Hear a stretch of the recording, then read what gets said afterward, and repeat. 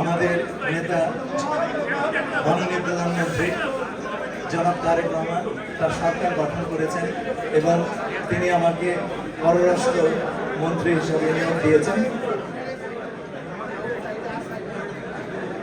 আমার ছোট ভাই হুমায়ুন সাহেব আপনাদেরকে আমাদের পররাষ্ট্র নীতির প্রধান দিকগুলি ইতিমধ্যেই বলেছেন।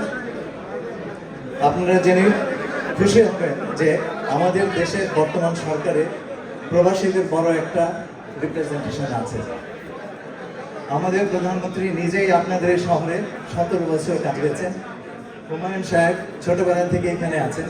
আমি নিজে জাতিসংঘে দীর্ঘ 30 বছর কাজ করেছি এবং জেনেভা এবং নিউ ইয়র্কে আমি এই সময় কাটিয়েছি।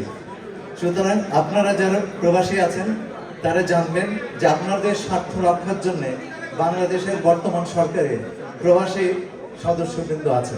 তারা আপনাদেরই ভাই, আপনাদের সুখ দুঃখ তারা খুব ভালোভাবে বোঝেন। আজকে জনাব হুমায়ুন কবির এবং আমি আমাদের হাই কমিশনে গিয়েছি পরিদর্শন করতে।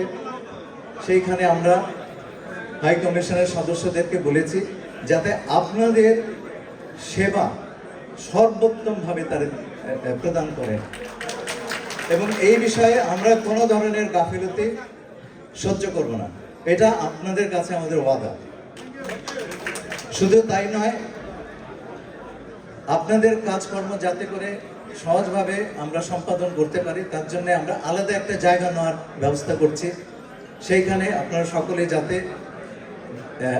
আপনাদের সুবিধা অনুযায়ী সকল কাজ সম্পাদন করতে পারেন অতি দ্রুততার সঙ্গে আমরা সেই নির্দেশগুলি দিয়ে গেছি। হুমায়ুন সাহেব এবং আমি এটা মনিটর করব। আমরা শুধু কথা বলে যাচ্ছি না, আমরা এটা মনিটর করব, আমরা এটা নিশ্চিত করব। এই আমাদের দূতাবাসগুলিতে শুধু লন্ডনে নয়, সমস্ত বাংলাদেশের সমস্ত দূতাবাস, সমস্ত কনসুলেট যাতে আপনাদের প্রকৃত সেবা দ্রুততার সঙ্গে প্রদান করেন এই নিশ্চয়তা আমরা দিতে চাই। আপনারা দেখেছেন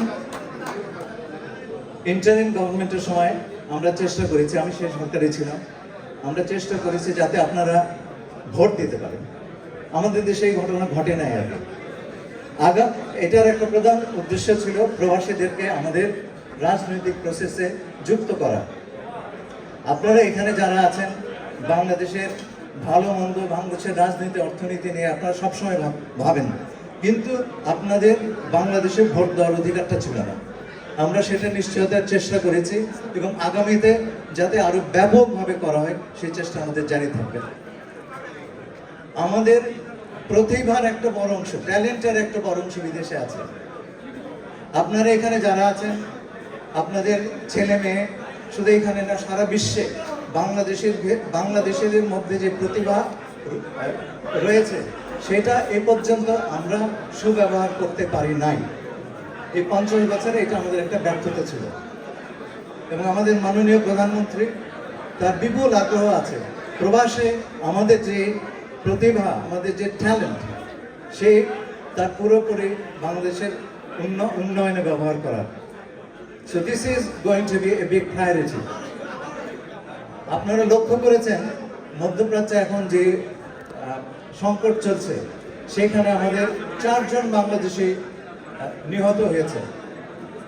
আমরা সারা দুনিয়াকে বলেছি এই অঞ্চলের যারা প্রবাসী বাংলাদেশি আমাদের পররাষ্ট্রনীতিতে তারা সবচাইতে বড় প্রায়োরিটি পাবেন। এই রকম একটা দুর্যোগের ভেতরেও আমরা তাদের লাশ বাংলাদেশে নিয়ে যাওয়ার বন্দোবস্ত করেছি।